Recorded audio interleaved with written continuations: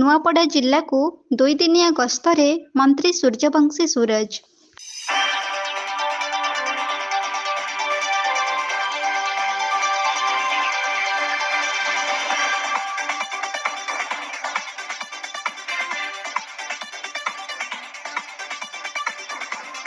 ଓଡ଼ିଶାର ଉଦୟମାନ ଯୁବନେତା, ଉଚ୍ଚଶିକ୍ଷା, କ୍ରୀଡ଼ା ଓ ଯୁବସେବା, ଓଡ଼ିଆ ଭାଷା ସାହିତ୍ୟ ଓ ସଂସ୍କୃତି ମନ୍ତ୍ରୀ ମାନ୍ୟବର ସୂର୍ଯ୍ୟବଂଶୀ ସୁରଜ ନୂଆପଡ଼ା ଜିଲ୍ଲାର ବିଭିନ୍ନ କାର୍ଯ୍ୟକ୍ରମରେ ଯୋଗଦେବା ପାଇଁ 2 ଦିନିଆ ନୂଆପଡ଼ା ଗସ୍ତରେ ଆସିଛନ୍ତି।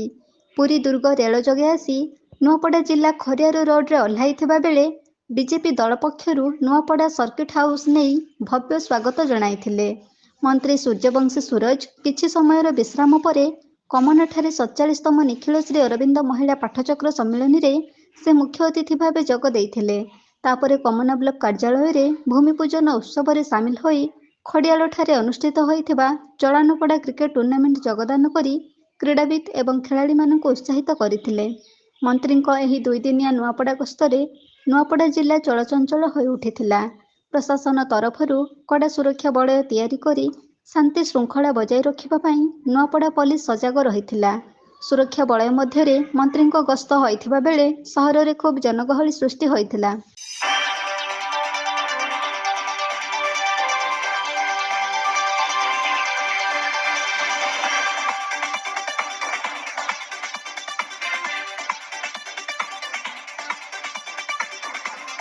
ଏହାପରେ ଖଡ଼ିଆଳ ସ୍ୱୟଂଶାସିତ ମହାବିଦ୍ୟାଳୟରେ ଯୋଗଦାନ କରି ଏକାଡେମୀ କମ୍ପ୍ଲେକ୍ସକୁ ଉଦ୍ଘାଟନ କରିବା ସହିତ ପ୍ରଧାନମନ୍ତ୍ରୀ ଉଚ୍ଚତର ଶିକ୍ଷା ଅଭିଯାନ PM ଉଷା ଯୋଜନାରେ 5 କୋଟି ଟଙ୍କାର ଶିକ୍ଷା ଭିତ୍ତିଭୂମି ଉଦ୍ଘାଟନ କରିଥିଲେ। ପ୍ରଧାନମନ୍ତ୍ରୀ ଉଚ୍ଚତର ଶିକ୍ଷା ଅଭିଯାନ PM ଉଷା ଯୋଜନାରେ ମାଣିକେଶ୍ୱରୀ ବିଶ୍ୱବିଦ୍ୟାଳୟକୁ 20 କୋଟି ଟଙ୍କାର ଆର୍ଥିକ ଅନୁଦାନ ଦେଇଥିବା ବେଳେ ଖଡ଼ିଆଳ ସ୍ୱୟଂଶାସିତ ମହାବିଦ୍ୟାଳୟକୁ 5 କୋଟି ଟଙ୍କାର ଆର୍ଥିକ ସହାୟତା ଦିଆଯାଇଥିବା ପ୍ରକାଶ କରିଥିଲେ। ଏଥିରେ ଖଡ଼ିଆଳ ସ୍ୱୟଂଶାସିତ ମହାବିଦ୍ୟାଳୟ ଉନ୍ନତି ଦିଗରେ ଅଗ୍ରସର ହୋଇପାରିବା ସହିତ ମହାବିଦ୍ୟାଳୟ ତରଫରୁ ମନ୍ତ୍ରୀ ସୂର୍ଯ୍ୟବଂଶୀ ସୁରଜଙ୍କୁ ଅନେକ ଶୁଭେଚ୍ଛା ଜ୍ଞାପନ କରିଥିଲେ।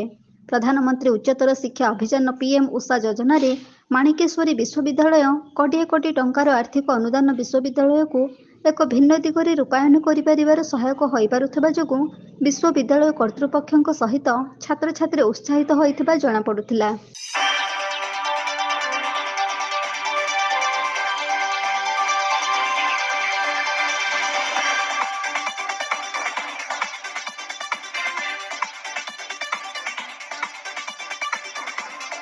ସୂଚନାଯୋଗ୍ୟ ଯେ ଦୀର୍ଘ 47 ବର୍ଷ ପରେ ଓଡ଼ିଶା ସରକାରଙ୍କ ଉଚ୍ଚଶିକ୍ଷା ମନ୍ତ୍ରୀଙ୍କ ଏହି ଖଡ଼ିଆଳ ମହାବିଦ୍ୟାଳୟକୁ ଗସ୍ତ ହୋଇଥିଲା।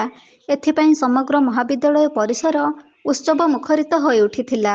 ଏହି ଉଦ୍ଘାଟନୀ ଉତ୍ସବରେ ଖଡ଼ିଆଳ ବିଧାୟକ ଅଧିରାଜ ପାଣିଗ୍ରାହୀ ଓ ପରିଚାଳନା ସଭାପତି ବିଶ୍ୱଜିତ ପାଢ଼ୀ ପ୍ରମୁଖ ଉପସ୍ଥିତ ରହିଥିଲେ। ମାନ୍ୟବର ମନ୍ତ୍ରୀ ଖରିଆର ଅଗ୍ରସେନ ଧର୍ମଶାଳାରେ ଜନସାଧାରଣଙ୍କ ଅଭିଯୋଗ ଗ୍ରହଣ କରିବା ସହିତ ସିନାପାଲି ଓ ବଡ଼େନରେ କର୍ମକର୍ତ୍ତା ସମ୍ମିଳନୀରେ ମଧ୍ୟ ଯୋଗଦେଇ କର୍ମୀମାନଙ୍କ ସହିତ ଆଲୋଚନାରେ ସାମିଲ ହୋଇଥିଲେ। ମନ୍ତ୍ରୀଙ୍କ ଏହି ନୂଆପଡ଼ା ଗସ୍ତ କାର୍ଯ୍ୟକ୍ରମରେ ଜିଲ୍ଲାର ପରିବେଶ ଖୁବ୍ ଚଳଚଞ୍ଚଳ ହୋଇ ଉଠିଥିବା ବେଳେ ନୂଆପଡ଼ାବାସୀ ଖୁବ୍ ଖୁସି ଅନୁଭବ କରିଥିବା ପରିଲକ୍ଷିତ ହୋଇଥିଲା। ବିଭିନ୍ନ କାର୍ଯ୍ୟକ୍ରମରେ ଯୋଗଦେଇ ମନ୍ତ୍ରୀ ଉନ୍ନୟନମୂଳକ କାର୍ଯ୍ୟ ଉପରେ ଗୁରୁତ୍ୱ ଦେଇ ଆବଶ୍ୟକତା କାର୍ଯ୍ୟକୁ ତୁରନ୍ତ ପଦକ୍ଷେପ ନିଆଯିବ ବୋଲି ସୂଚନା ଦେଇଥିଲେ।